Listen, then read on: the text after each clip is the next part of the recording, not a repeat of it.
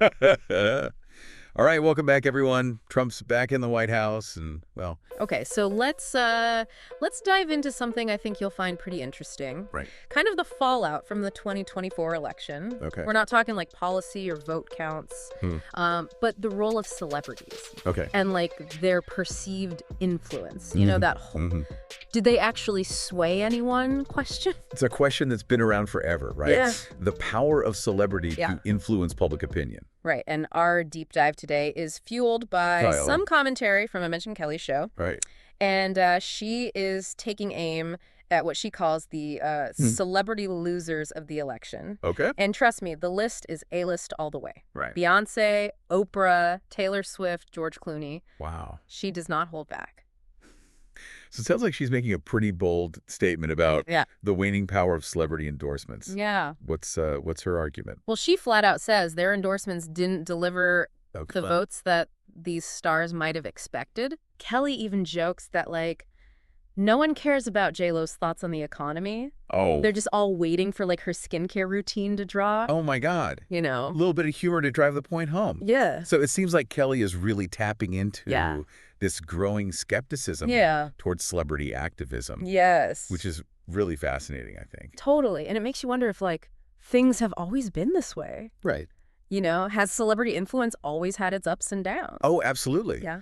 Think about, like, the Vietnam War era. Right. Like, actors and musicians, they had a huge impact on shaping public opinion. Yeah. But, like, the landscape has changed so much since then. Right. I mean, we're in the age of social media now. Totally. Where, you know, everyone has a platform, and trust in, like, traditional authority figures, including celebrities. Yeah. It's eroding. So it's not just that people are ignoring celebrities. It's that the whole game has changed. Exactly. And that's where it gets really interesting. Yeah. You know, if the old school celebrity endorsement is losing its punch, how are these figures engaging politically now? Right. Are they shifting their strategies? Leveraging new platforms or finding different ways to connect with their audiences? That's a great question. Yeah. And speaking of big swings and misses, Okay. Megyn Kelly also takes on the Lincoln Project. Go. You know, that group of anti-Trump Republicans? Right, right. She really highlights their wildly inaccurate predictions. Oh, yeah. About the election outcome. So the Lincoln Project is a fascinating case study. Yeah. They clearly resonated with a specific audience. Yeah. But their messaging didn't seem to break through to the broader electorate. Makes you think is simply amplifying existing opinions within a niche group enough to sway a larger population, or do you need something more? Right. And remember Rick Wilson's pre-election rants? Oh, yeah. Talk about not aging well. Yeah. I mean, their style definitely pushed the boundaries of traditional political discourse. Totally. It raises an important question about the long-term impact of these types of tactics. Right. Do they risk alienating potential voters or hindering productive dialogue? That's a really good point. And I think we should acknowledge that Megyn Kelly's own perspective is woven throughout this commentary. She's clearly critical of certain celebrities and political figures. Right. But that's part of what makes this deep dive so interesting, right? Oh, absolutely. We're not just analyzing the election. Right. We're looking at how individual viewpoints shape political commentary itself. Yes, it's essential to consider Kelly's background and how her perspective might influence her interpretations. Right. For example, she recently decided to scale back her podcast schedule from 5 days a week to 2. Hold on, I was just going to bring that up. Oh, that part really caught my attention. Makes you wonder, is she genuinely scaling back because of Trump, or are there other factors at play? It's hard to say for sure, but it definitely raises some interesting questions. Yeah. Is this a strategic move to cater to a specific audience or a reflection of shifting priorities? Right. Makes you think about the changing media landscape and the role of political commentary within it. It feels like there's a lot to unpack there, and we're just getting started. For sure. Yeah. Yeah, it really does highlight how much, like, the media landscape is evolving. Totally. This idea of political commentators tailoring their content to specific audiences. Yeah. It's powerful. Right. It makes you wonder about the broader implications for how we consume and interpret political news. Right. It's like we're all navigating these echo chambers, surrounded by voices that reinforce our existing beliefs. Exactly. And it makes it even harder to, like, discern fact from opinion, yes, especially when it comes to something as charged as politics. And that brings us to a crucial point. Yeah. How do we, as consumers of information, become more discerning? Right. How can we critically evaluate political commentary? Yeah. Especially when it comes from sources Right. that align with or challenge our personal beliefs. That's the million-dollar question. I know. It's so easy to get swept up in the rhetoric. Yeah. Especially when it's coming from someone you admire or vehemently disagree with. It is, but instead of passively accepting everything we hear, right, we need to be asking ourselves some key questions. Okay. What's the speaker's agenda? Right. What are their potential biases? Mm-hmm. And how might their background and experiences be shaping their opinions? It's like being a detective, piecing together clues to get a clearer picture. Exactly. You have to look beyond the surface and really examine the underlying motivations and potential biases. Exactly. And don't forget the importance of context. Right. What's the source of the information? Yeah. What's the overall tone and message? Right. Are they presenting a balanced view, or are they cherry-picking facts to support a particular narrative? It's about being an active participant in the conversation. Yes. Not just a passive bystander. We can't just take things at face value. Yeah. We have to engage critically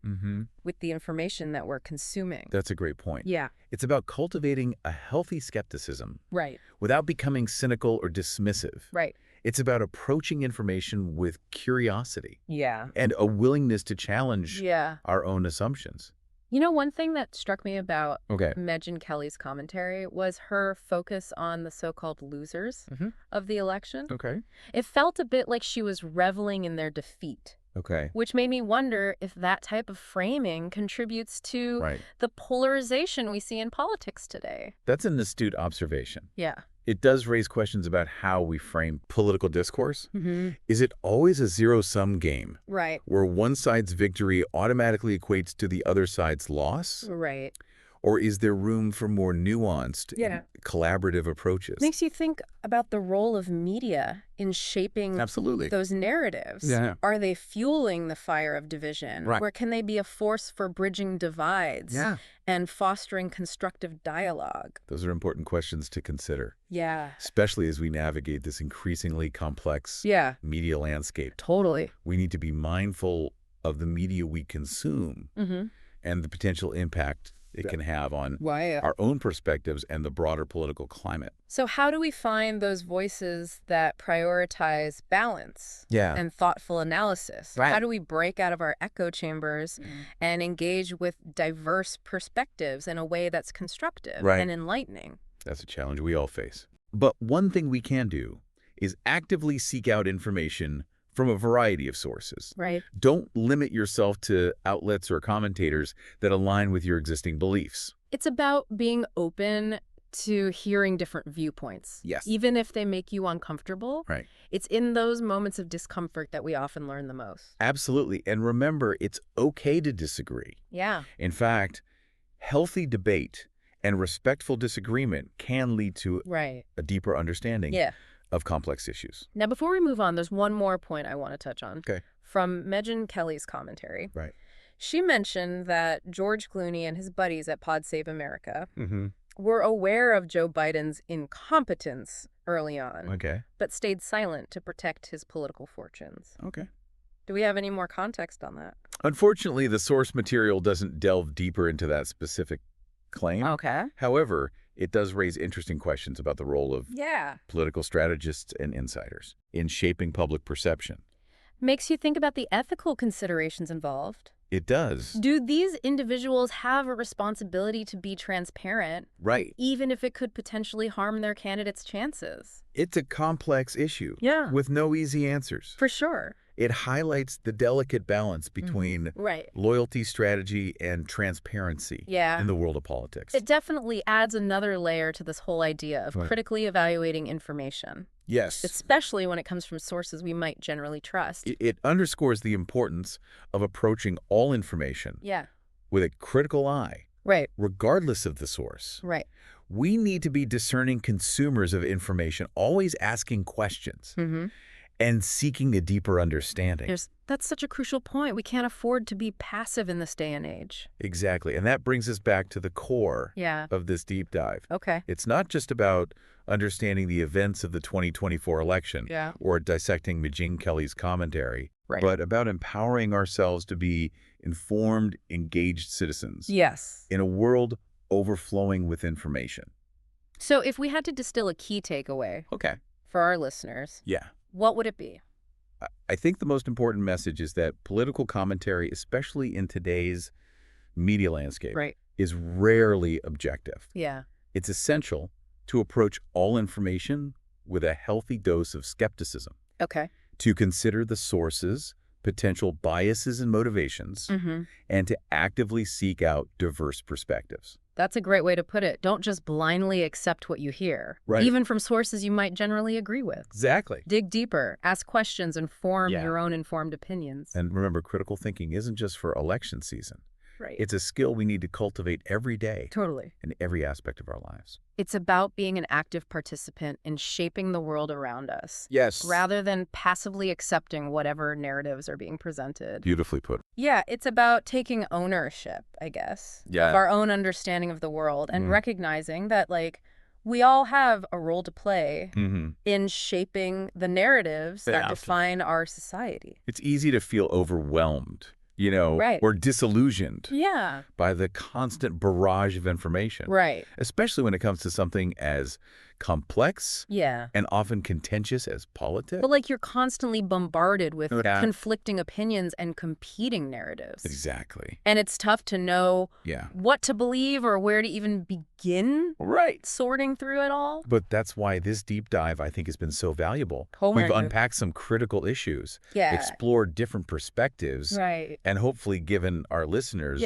some tools and frameworks for navigating this complex landscape. For sure. And we started by looking at Megyn Kelly's commentary, which sparks some great conversations about celebrity-influenced political strategies and the evolving media landscape. And we delved into the Lincoln Project's miscalculations, which raised questions about the effectiveness of certain political tactics and the potential consequences of divisive rhetoric. And we also examined how individual perspectives shape political commentary and the importance of recognizing potential biases, both in ourselves and the sources we consume. And throughout this exploration, we've emphasized the importance of critical thinking, asking questions, and seeking out diverse perspectives. So as we wrap up this episode, what's the one thing you hope our listeners will take away?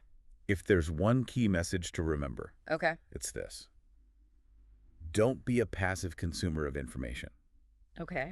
Engage actively, think critically, and challenge your own assumptions. That's such a powerful reminder. I know. It's so easy to fall into the trap of just accepting whatever we see or hear without questioning it. But by cultivating a habit of critical thinking, we can become more discerning consumers of information. More informed citizens.